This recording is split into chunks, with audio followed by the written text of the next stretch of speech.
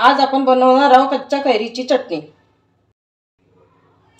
त्याला मी स्वच्छ धुवून घेतलेला आहे। आता त्याला सोलून घेऊया।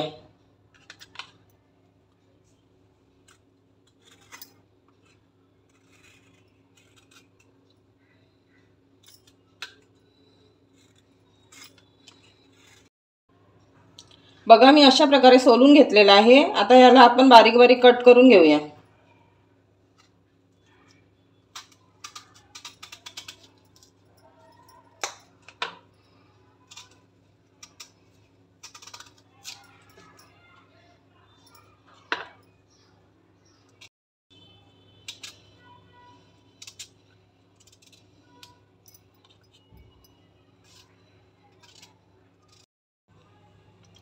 बघा अशा प्रकारे मी कच्ची कैरी रफली कट करून घेतली। कैरीची चटणी करण्याकरता साहित्य 4-5 लसूण पाकळ्या घेतल्या, 4 ते 5 हिरव्या मिरच्या घेतल्या, कोथिंबीर, पुदिना आणि थोडंसं जिरं घेतलं। आता बघा याला आपण मिक्सर मध्ये बारीक करून घेऊया।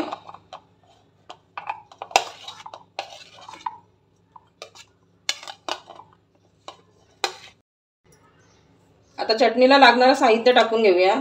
4 ते 5 लसूण पाकळ्या, 4 ते 5 हिरव्या मिरच्या, थोडीशी कोथिंबीर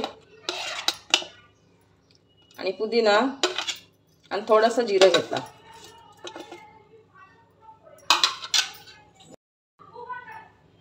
याच्यामध्ये चवीपुरतं मीठ टाकून घेऊ।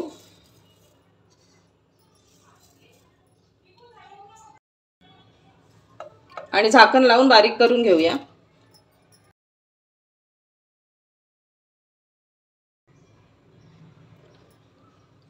बघा अशा प्रकारे आपण मिक्सर मध्ये बारीक करून घेतली।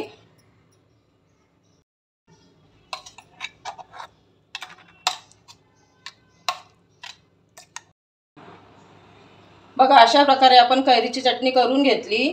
ती 4 ते 5 दिवस फ्रीज मध्ये ठेवून तुम्ही जेवणावरती खाऊ शकता, कारण उन्हाळ्यात जेवण जात नाही ना, थोडं आंबट असलं की जेवायला बरं वाटते।